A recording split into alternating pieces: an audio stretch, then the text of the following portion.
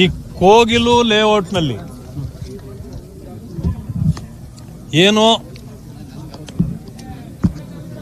ಕೇವಲ 6-7 ತಿಂಗಳು ಅಥವಾ 1 ವರ್ಷದ ಒಳಗಡೆ ತಲೆ ಎತ್ತಿರ್ತಕ್ಕಂಥ ಮನೆಗಳನ್ನು ನೆಲಸಮ ಮಾಡ್ತಕ್ಕಂಥ ಕೆಲಸವನ್ನ ಸರ್ಕಾರವೇ ಮಾಡಿದ್ದು. ಹಾಗಿದ್ರೆ ತಪ್ಪು ಮಾಡ್ತಾ ಸರ್ಕಾರ? ಅದು ಸರಿ ಮಾಡ್ತಾ ತಪ್ಪು ಮಾಡ್ತಾ? ಎಲ್ಲರೂ ಹೇಳಿದ್ದು ಸರಿ ಮಾಡಿತು ಅಂತ. ಮೊನ್ನೆ DCM ಅವರು ಹೇಳಿದ್ರು, ಅವರೆಲ್ಲರೂ ಕೂಡ ಅನಧಿಕೃತವಾಗಿ ಬಡಾವಣೆಯನ್ನು ನಿರ್ಮಿಸಿಕೊಂಡಿದ್ದಾರೆ, ಯಾವುದೇ ಕಾರಣಕ್ಕೆ ಅದನ್ನು ನಾವು ಸಹಿಸಿಕೊಳ್ಳೋದಿಲ್ಲ, ಡೆಮಾಲಿಷನ್ ಮಾಡ್ತೀವಿ ಅಂತ ಮಾಡಿದ್ರಿ. ಯಾರೂ ನಿಮ್ಮನ್ನು ಪ್ರಶ್ನೆ ಮಾಡಲಿಲ್ಲ. ಆದರೆ ಪಾಕಿಸ್ತಾನದಿಂದ ಟ್ವೀಟ್ ಬಂದ ಮೇಲೆ, ವೇಣುಗೋಪಾಲ್ ಅವರು ಟ್ವೀಟ್ ಮಾಡಿದ ಮೇಲೆ, ಪಿಣರಾಯಿ ವಿಜಯನ್ ಅವರ MP ಕಳಿಸಿದ ಮೇಲೆ ಇಲ್ಲಿ ಇದ್ದಕ್ಕಿದ್ದಂಗೆ ಸರ್ಕಾರ ಯೂಟರ್ನ್ ತಗೊಂಡಿದೆ. ಮಿಗಿಲಾಗಿ ಇಲ್ಲಿ ಒಂದು ವರದಿಗಳು ಬರ್ತಾ ಇದ್ವು, ರೋಹಿಂಗ್ಯಾಸ್ ಬಾಂಗ್ಲಾದೇಶದವರಿದ್ದಾರೆ ಅಂತ. ಈಗ ಸಾಬೀತಾಗ್ತಾ ಇದೆ, ಇಲ್ಲಿ ನಾವು ಬರೋ ಹೊತ್ತಿಗೆ ಅವರನ್ನೆಲ್ಲರನ್ನೂ ಕೂಡ ಬೇರೆ ಬೇರೆ ಸ್ಥಳಗಳಿಗೆ ಶಿಫ್ಟ್ ಮಾಡಿದ್ದಾರೆ. ಮಂತ್ರಿಗಳೇ ಬಂದು ಅವರೇ ಹೇಳಿದ್ದಾರೆ, ಸಂಜೆ ಒಳಗೆ ನಿಮಗೆ ಸಿಹಿ ಸುದ್ದಿ ಸಿಗ್ತದೆ ಅಂತೆ ಮೊನ್ನೆ.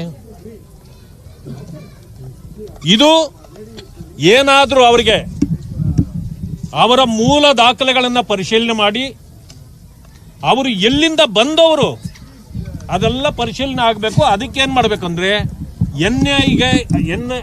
NIA ಇದನ್ನು ಒಪ್ಪಿಸಬೇಕು. ಸಂಪೂರ್ಣ ವರದಿ ಬರುವವರೆಗೆ ಯಾರಿಗೂ ಕೊಡಬಾರ್ದು.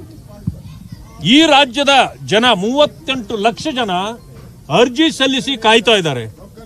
ಬೆಂಗಳೂರಿನಲ್ಲಿ 40 ಕಡೆ ಡೆಮಾಲಿಷನ್ ಮಾಡಿ ಒಬ್ಬರಿಗೂ ಮನೆ ಕೊಟ್ಟಿಲ್ಲ.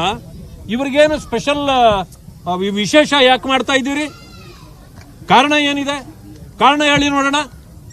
6 ತಿಂಗಳು ಬಂದು ಒಂದು ಗುಡಿಸಲು ಹಾಕದವ್ರಿಗೂ ಕೂಡ ನಿಮಗೆ ಯಾಕೆ ಕಚ್ಚಾ ಮನೆ ಬೇಡ, ಪಕ್ಕಾ ಮನೆ ಕೊಡ್ತೀನಿ ಅನ್ನೋದು ಸರ್ಕಾರದ ತೀರ್ಮಾನ ಆದರೆ 40 ಕಡೆ ಮನೆ ಕಳ್ಕೊಂಡವರ ಗತಿ ಏನಾಗಬೇಕು? ಅಲ್ಲಿದ್ದವರೆಲ್ಲ ದಲಿತರು, ಹಿಂದುಳಿದವರು, ತುಂಬಾ ಬಡತನದಲ್ಲಿದ್ದವರು. ಇಲ್ಲೂ ದಲಿತರು ಇರಬಹುದು, ಆದ್ರೆ ಅವರಿಗೆಲ್ಲ ಕೊಡಿ. ಆದ್ರೆ ಯಾವಾಗ ಪರಿಶೀಲನೆ ಸಂಪೂರ್ಣ ಆಗೋವರೆಗೆ ಕೊಡಬಾರ್ದು. ಒಂದು ಸಮಯ ನೀವೇನಾದ್ರೂ ಆ ಬೈಯಪ್ಪನಹಳ್ಳಿಯಲ್ಲಿ ಈಗಾಗಲೇ ಬೇರೆಯವರಿಗೆ ಅರ್ಜಿ ಹಾಕಿ ಅವ್ರಿಗಾಗಿ ಕಟ್ಟಿರೋ ಮನೆಗಳನ್ನ ನೀವಿಲ್ಲಿ ಅನಾಥರೈಸ್ಡ್ ಇರೋಂಥವ್ರನ್ನ ನೀವೇನಾದ್ರು ಕೊಟ್ಟಿದ್ದೆ ಆದ್ರೆ, ಈ ರಾಜ್ಯದಲ್ಲಿರ್ತಕ್ಕಂಥ ಯಾರು ಅರ್ಜಿಗಳು ಹಾಕೊಂಡು ಕಾಯ್ತಾ ಇದ್ದಾರೆ, ದಲಿತರು, ಹಿಂದುಳಿದವರು, ಅಂಥವ್ರನ್ನೆಲ್ಲ ನಾವೇ ನುಗ್ಗಿಸ್ಬೇಕಾಗತ್ತೆ. ಆ ಮನೆಗಳಿಗೆ ನಾವೇ ತಗೊಂಡೋಗಿ ನುಗ್ಗಿಸ್ಬೇಕಾಗತ್ತೆ. ಯಾಕೆಂದ್ರೆ ಬಹುಕಾಲದಿಂದ ಮನೆ ಮಠಗಳನ್ನು ಕಳ್ಕೊಂಡು ಬೀದಿಯಲ್ಲಿದ್ದಾರೆ.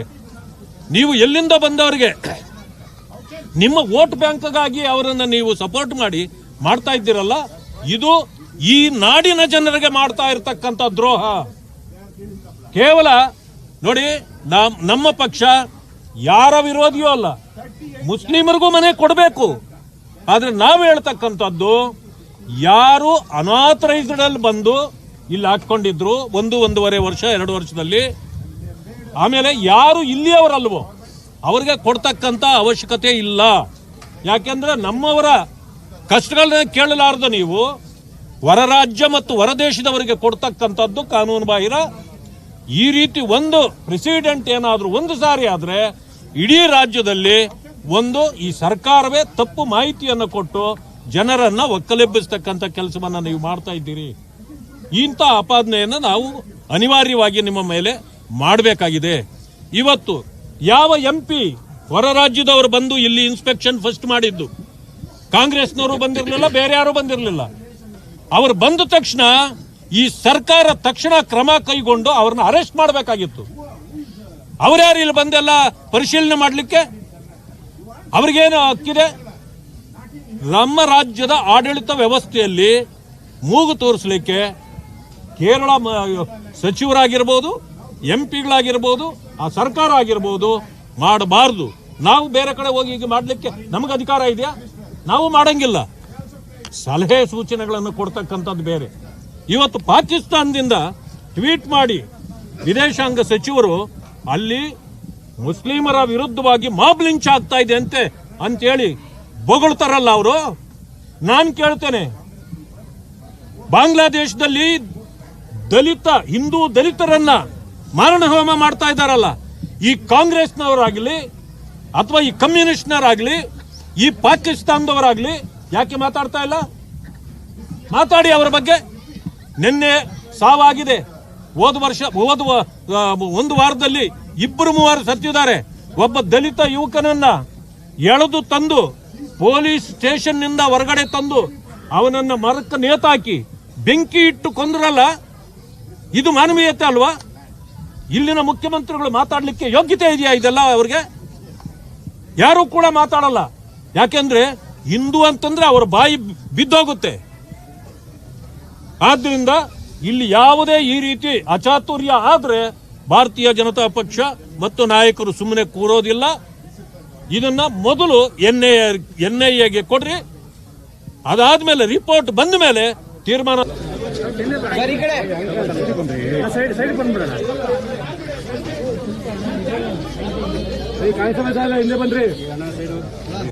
ಸ್ವಲ್ಪ ಸೈಡ್